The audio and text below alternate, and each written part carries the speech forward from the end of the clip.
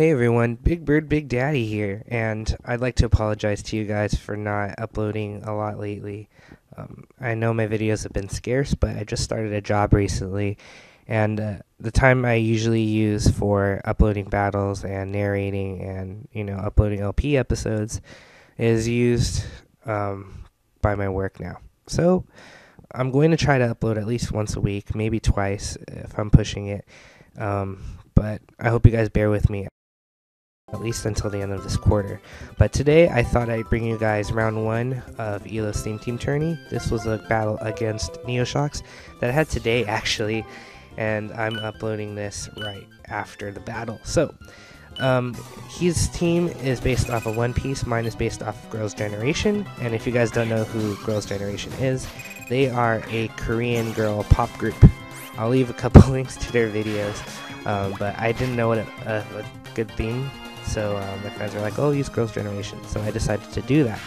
So he leads with Infernape. I led with Roserade. I figure he's just going to U-turn out, over predicting. And I'm just going to go Sleep Powder. And I missed the first time, which sucks. But I know I'm faster than this Cofagrius. And I'm just going to put it to sleep again. But I am a Life Orb Roserade. I am offensive, so which is why he didn't see an item. He probably thought I might be Scarfed, possibly, but I'm going to switch into Frostlass, knowing he's going to switch into Infernape. And the reason I do this is because I have Destiny Bond, and the reason I am not, I'm letting Frostlass die basically, is because this Infernape threatens everybody on my team. And I knew he would attack here because he overpredicted last time, so I figured he would just go with the fire type move here and kill me, and which is what he does, which is great for me. I lose Frostlass, which is really sad, but there really is nothing on my team that could stop that Infernape. That was the only way. So I missed tracing the sniper here as I go Will-O-Wisp, thinking he might be a physical one, but he actually goes Draco Meteor here, and this tells me immediately that it is Specs. So I know I have things on my team that can outspeed it, but this is a problem. So he is at -1 now because of the Specs, so I figure I can take some. I'm just going to go Swords Dance on the switch as he brings in his Bronzong. And this is a pretty cool move set. It has Swords Dance, Drain Punch, Zen Headbutt, and Sucker Punch. So I'm just going to go for the Drain Punch here because it is neutral, and I wanted to see how much it will do. And he's just going to go for the Gyro Ball here, and that does quite a bit of damage actually, which isn't good for me, but I know I can Drain Punch him, and I might get min-max damage here. So I'm just going to go for it again. He makes a smart move, it goes back into his Cofagrius. I'm going to miss my Zen Headbutt here, which sucks because I probably could have 2-hit KO'd this thing. I'm just going to go for it now, and if he wakes up, I'm hoping I get a flinch, which is what I really want. I'm like, please get a flinch if he wakes up. He's going to wake up, and I get the flinch, so that was great. I'm pretty sure, even with leftovers, it might be close to a 2-hit KO with the Sucker Punch, so I'm just going to go for it, because it is super effective. And I do KO it, so that was really cool for me. But now he goes into his Stantler, and the only reason I would see him bringing this thing in is if he had Sucker Punch, so I'm going to go Sucker Punch myself, because I know I'm faster unless he is Choice Scarfed, which I don't think he is. He's probably Choice Banded, but he's going to switch out here knowing I'm probably going to Sucker Punch again, and I just do it because I don't know why. I really should have predicted the switch, but he goes into his Bronzong here. I'm just going to go Drain Punch because I figure he's going to switch out. My thought process was he's trying to bait me into switching out to lose my boosts, and if he doesn't, he can get -2 on me, but that's alright. I KO that Stantler because that's at low hit points, and I'm able to kill it. I'm going to stay in here not knowing what this Glade wants to do. I'm pretty much foddering out Mew, but he actually overpredicts and goes Trick here, and I lock myself into Zen Headbutt. So that was an awesome play for me, and I'm able to 2-hit KO it if he stays in, but he decides to save his Glade for later because he has a Life Orb now. He can switch his moves, which is smart. So I'm just going to go Zen Headbutt again. Well, I have no choice. I've walked into it, so he's going to go back into his Bronzong. There's not much I can do to it. So I'm going to switch out into my Celebi, who is physically defensive, which is why I go into it in the first place. he decides to go Earthquake here, predicting a switch of some sort, I guess. Probably predicting my Jirachi switch, but I wasn't going to go into that.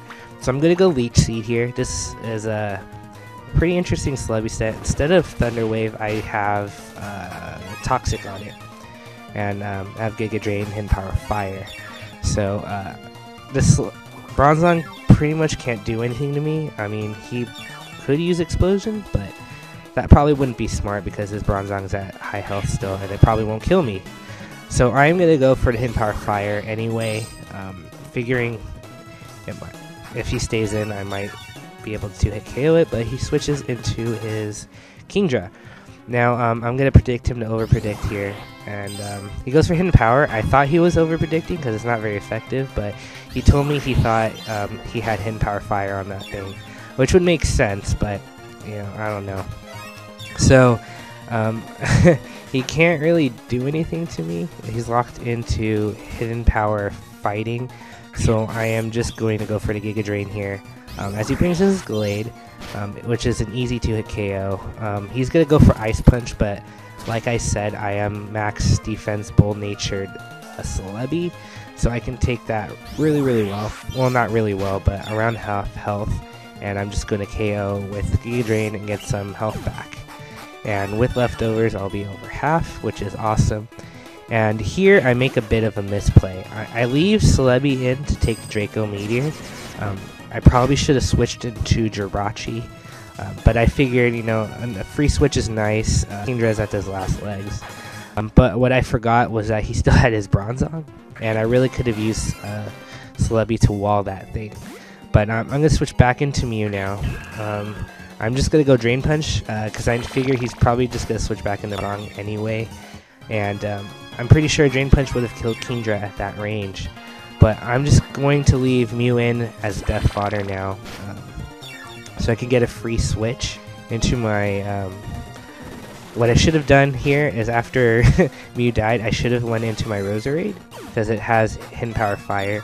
But I wasn't quite sure if Hidden Power Fire would kill at that range, which is why I go into Jirachi instead and set up a Calm Mind. I figure after a Calm Mind, I probably can 2-hit KO this Bronzong, even after leftovers. And I forget that his Bronzong had Earthquake, which is quite unfortunate for me. But the only move I have to hit this thing with is the Thunderbolt. I don't have Wish on this Jirachi. If I did, I probably could have stalled this Bronzong out. But I have Substitute instead because this is a sub Calm Mind Jirachi. And he's going to go for another Earthquake. And it's going to do a little bit more damage than the last one. So I'm thinking that was max damage. I pretty much figure I can maybe live another Earthquake if he decides to live this this T-Bolt. He gets paralyzed here, but if he had gone Earthquake here, what I could have done is just gone into Roserade, gone for the Hidden Power Fire to knock out that Bronzong, and then once he brings in his Kingdra, because I know it's specs and I know I outspeed it, I could kill it with a Sludge Bomb.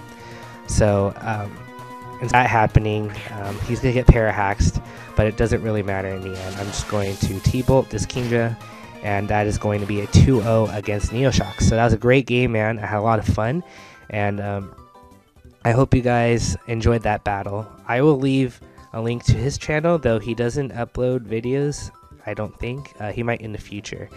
But I'll